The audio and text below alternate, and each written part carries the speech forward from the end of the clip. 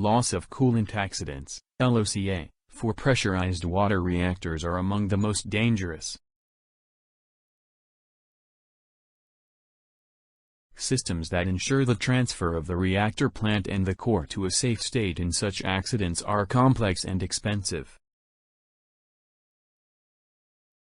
As a rule, a reactor plant under pressure has several loops of the primary cooling circuit, so if the depressurized loop is cut off, the remaining loops will ensure safe cooling of the core. The proposed solution for cutting off the depressurized loop of the reactor cooling circuit is based on the passive principle of operation and is based on a sharp decrease in pressure in the emergency loop during depressurization.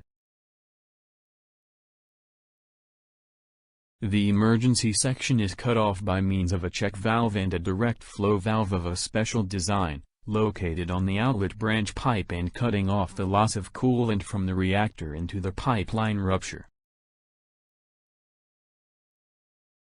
The direct flow valve is located on an expanded vertical section of the pipeline, enclosed in a protective casing, and is a movable element with the ability to move in the vertical direction.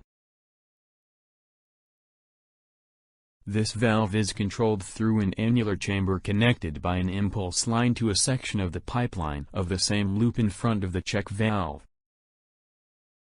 The increased pressure at the inlet to the reactor is transmitted through the impulse tube to the annular chamber of the direct flow valve, ensuring that the locking element is pressed in the lower position open for the passage of the coolant. In the event of a significant depressurization of the loop circuit, the pressure in front of the check valve at the inlet pipe of the reactor vessel drops and it closes.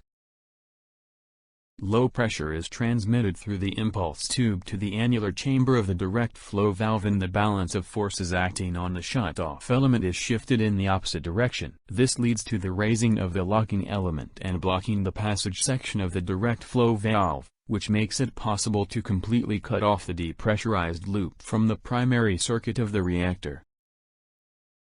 When the locking element is raised, the entrance of the impulse tube to the chamber is smoothly closed, providing a damping effect in order to avoid mechanical stress when closing.